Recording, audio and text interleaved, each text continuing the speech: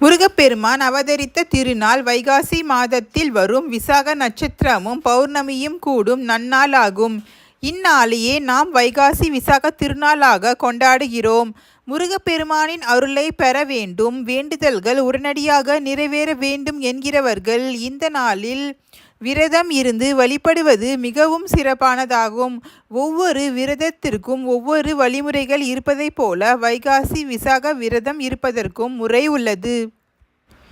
வைகாசி விசாகத்தன்று முழுவதும் உபவாசமாக இருந்து விரதம் இருக்க முடியாதவர்கள் வழிபாடு மட்டும் செய்து முருகப்பெருமானை மனதார நினைத்து வழிபட்டாலே அவரின் அருள் கிடைக்கும்.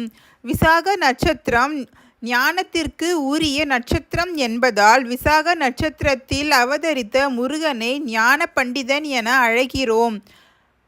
வைகாசி விசாகத்தன்று எந்த முறையில் முருகனை